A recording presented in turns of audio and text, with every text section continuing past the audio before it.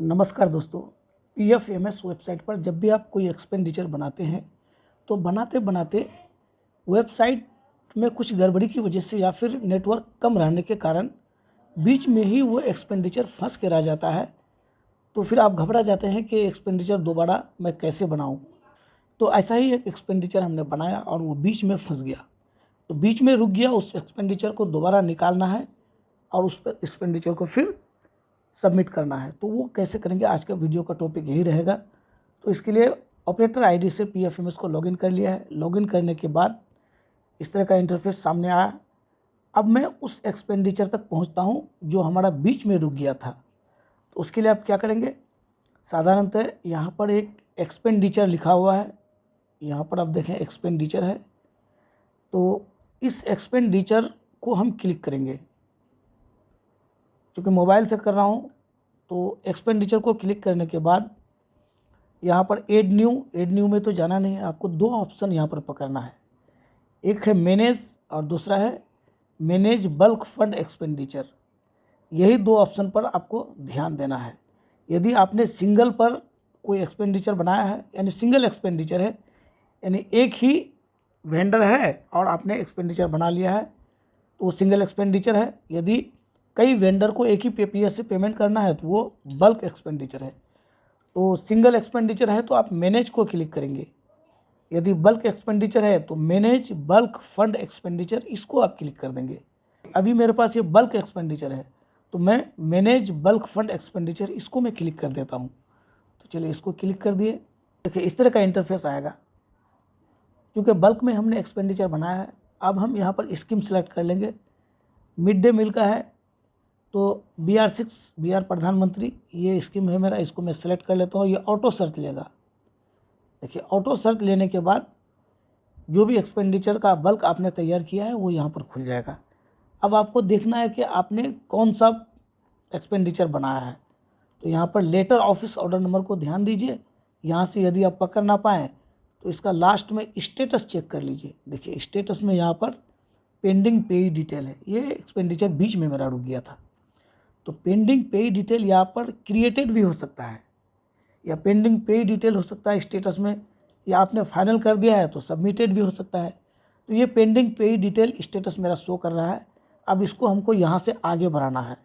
तो आगे जब बढ़ाना है तो कैसे हम आगे बढ़ेंगे, इसका लेटर ऑफिस ऑर्डर नंबर यहाँ पर हम क्लिक कर देंगे। तो चलिए इसको मैं क्लिक कर देता हूँ, लेटर ऑफिस ऑर्डर नंबर को। तो देखिए letter office order number click करने के बाद कुछ इस तरह का इंटरफेस आपके सामने खुलेगा। यहाँ पर ऑप्शन आता है एडिट पेई डिटेल और बैक।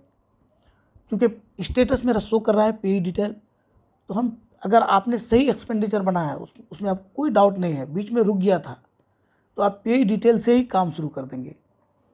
या यदि आपको लगता है कि उसमें कुछ गलती हो गई है, कुछ भी गड़बड़ी आ गई है, या हमने कोई राशि इनपुट करने में गलती किया है या वेंडर सेलेक्ट करने में गलती किया है, तो आप एडिट में जा सकते हैं। यानी पेई डिटेल को आप एडिट कर सकते हैं या यहाँ से आप सीधे आगे बढ़ सकते हैं। अगर आपको सीधे आगे बढ़ना है तो आप पेई डिटेल को क्लिक करके आगे बढ़ जाएंगे। यदि आपको कुछ एडिट करना है तो आप एडिट को क्लिक कर देंगे। तो चलिए मैं पहले आपको बता देता हूँ कि एडिट को क्लिक करके आप कैसे एडिट करेंगे। अगर कुछ उसमें गलती हो गई है और पेंडिंग पेई डिटेल स्टेटस शो कर रहा है, तो अभी मैं एडिट को क्लिक कर देता हूँ। देखिए एडिट क्लिक करने के बाद इस तरह का इंटरफेस आएगा आपके सामने। तो अब यहाँ पर देखिए आप लेटर ऑफिस ऑर्डर नंबर, इसमें यदि आपने कोई गलती किया है तो वो भी आप यहाँ पर सुधार कर सकते हैं। लेटर ऑफिस ऑर्डर डेट, उसमें यदि आपने कोई गलती किया है तो वो भी आप सुधार कर सकते हैं। या अगर लेटर ऑफिस ऑर्डर या वोचर अपलोड नहीं किया है तो यहाँ वोचर भी आप अपलोड कर सकते हैं। लेटर ऑफिस ऑर्डर नंबर यदि आपने डालने में कुछ गलती कर दिया है, आपको कुछ अलग डालना है, तो वो भी आप यहाँ पर ठीक कर सकते हैं। उसके अलावा अब जो राशि आपने इनपुट किया है कि किस वेंडर को कितना देना है, तो देखिए वो राशि भी आप यहाँ पर अदल बदल कर सकते हैं। यहाँ पर कुछ भी राशि आप चेंज कर सकते हैं। वेंडर को गलत दे दिए हैं तो भी आप इसको ठीक कर सकते हैं। तो इस तरह से आप इसको एडिट कर सकते हैं। क्योंकि मुझे एडिट नहीं करना है, एडिट जब नहीं करना है तो मैं सीधे इसको सबमिट कर देता हूँ या फिर बैक चले जाता हूँ। चलिए बैक, फिर मैं स्टेटस में चले जाता हूँ। यहाँ पर पुनः मैं स्कीम सेलेक्ट कर लेता हूँ, बिहार प्रधानमंत्री वाला। अब देखिए फिर वो लेटर ऑफिस ऑर्डर नंबर मेरे पास आ गया। इसको फिर ये पे डिटेल स्टेटस में है, तो यहाँ पर वाउचर नंबर को हम यानी लेटर ऑफिस ऑर्डर नंबर को मैं क्लिक कर देता हूँ।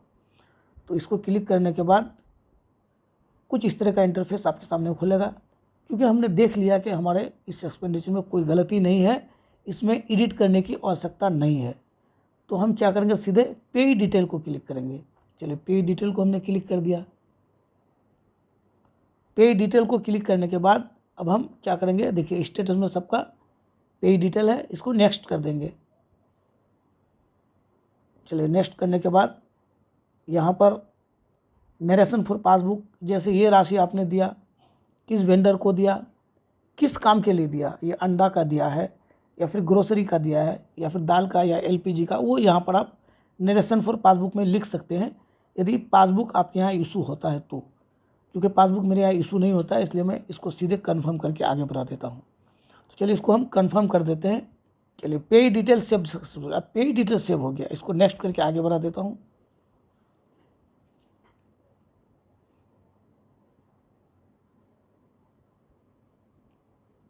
चलिए यहाँ पर आ गया।